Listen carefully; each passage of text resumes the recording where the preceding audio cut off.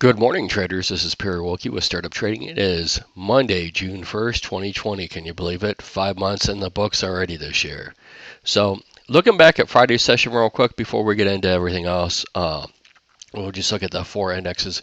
You can see that the Nasdaq here didn't have much, right? Going below the previous day's low, had quite a few trades go off, underneath value area low between the previous day's low. So Thursday's bell low to value area low, but there was a substantial amount of trades that did go off inside of value, and ended up closing up above the previous day's high. So as we look at the other indices, you can see how much weaker the Dow was, right? It had a hard time getting back up. And there was, still 30 minutes of trading after this. The futures closed at 4:15. For 15 minutes, they opened back up at 4:30. They trade till 5, and there were some more trades that went off above these levels, even in that 30 minutes. I usually don't count those too much other than to just reference them later, as you'll see when we look at the charts here.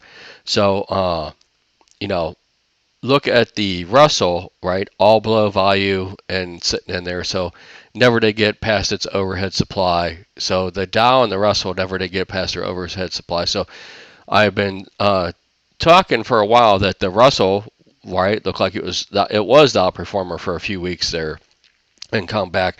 So it looks like we're back to the same old game, right? Where it's the Nasdaq is back to leadership. So maybe that's something we can take away and look at positioning, right? Because before they were obviously at least distributing the Nasdaq and buying the Russell, maybe because they're overweight going into the end of the month, who knows? But now they're basically back. They can't get back into the Nasdaq fast enough at the end of last week. So looking at the news for the week and really where we are, next Wednesday, June 10th, we'll have an FOMC meeting. But this morning at 10 o'clock, we're going to have ISM manufacturing PMI. So that is a Red Star event. So remember, that's going to be right at 10 o'clock today. And then after that, I really don't have anything, until Wednesday. So we'll look at this again tomorrow. So for earnings, I really don't have any earnings. Avago is going to have their earnings Thursday after the bell, and they're not, that big of a deal at all. Looking back down here, we'll go ahead and look at the ranges, right? So Friday's bell-to-bell trading was basically 54 points. Our median is 42. Session was 66, and the median's 58. Overnight was 28 basically, and the median's 47. And the first hour was basically 19 and 20, so no big deal there. So here, looking back at the underperformance of the Russell on Friday, right, you can see that the Dow, it crossed back under the Dow, very close to the ES. Looking at a 10-day, you can still see, but look at the outperformance Friday on the Nasdaq. So you can see that the trend, and even Thursday's session was lower for the Russell. So 2 days of selling there, and then we're just basically getting back into the pack. I'm not going to go through every single one of the examples. You can look at the sheet if you're a subscriber.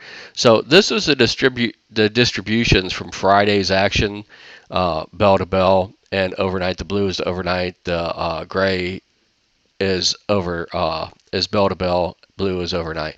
So as we look at the distributions, right, we have a couple different ledges, and these levels are less, important going from Friday to Monday because there's not as many traders, right? The traders that are willing to carry positions from, day to day during the week. There's even less that are willing to carry them, overnight over the weekend, right? So for that, 2-day close. So as we look at this, we can still reference them, but they're not going to be as sticky as they will be when they develop during the week for the week. So these are marked on the chart. We'll look at those here in a minute as well.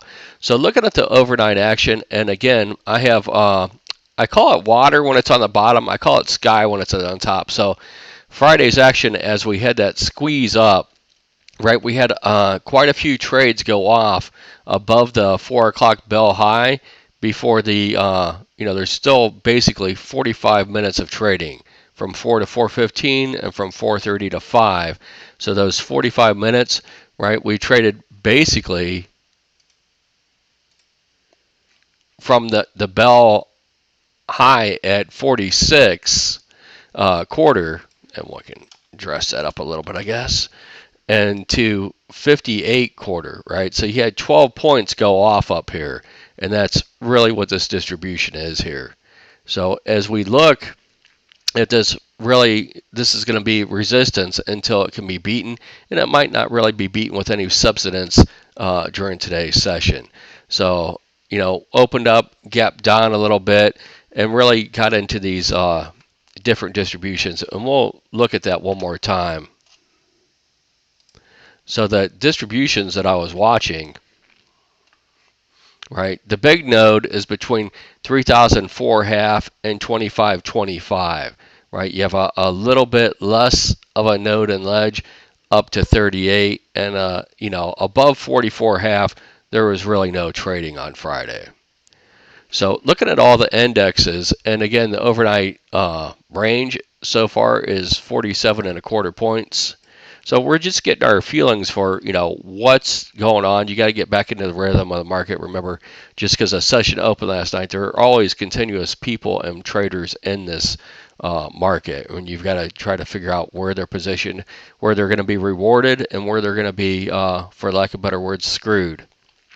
So as we look at this, now we can see value area high, above value area high, above value area high, just inside of value, and just inside of value, and we've got that sky above where traders basically were paying too much. And it's not that they think of it this way. I'm sure there were some traders that opened positions, but a lot of what happened on Friday was just a squeeze for bears that were on the wrong side, thinking, we were going down. They were waiting on the last minute to get out, and they weren't planning on holding over the weekend, and they got screwed in the end.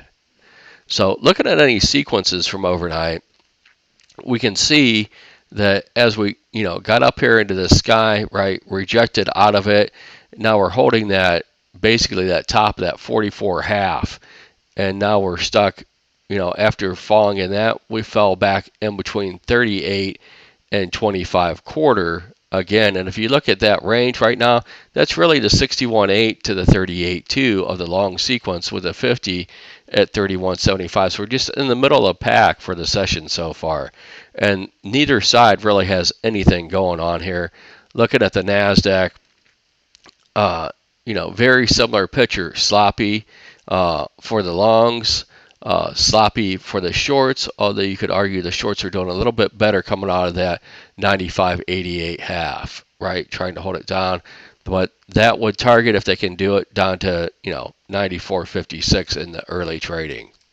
Looking at the Russell, again, sloppy for the longs, sloppy for the shorts, and just sitting up here in the sky. So there's really not a whole lot doing as far as session sequences, which are the first micros that I look at.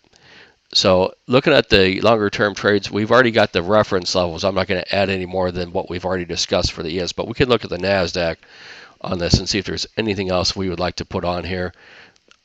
So still holding basically around this 94.90 up to 95.72 area. There's nothing that's changing that. The next level down is basically still 94.52. And if you look above, we could really, the value area high for this time frame that I'm looking at is right around 96.42. I don't think that's in play today, but if we get over 96.12 later in the week, that's really going to be some resistance we have to chew through, is that last little bit from 96.12 to 96.42, 96.43, and then we could really go up, as you can see on this time frame, right? There's really nothing above it for the Nasdaqs. A lot of open air there. Looking at the Russell,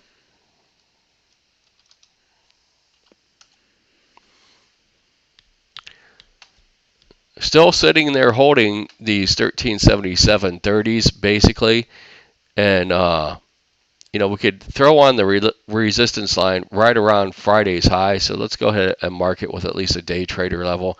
We'll see if it ends up being more substantial than that. But you can see how this was resistance. It became support. It got lost. It's been resistance again. So I think it is a level to watch. It's going to come in right at 1407.60 basically.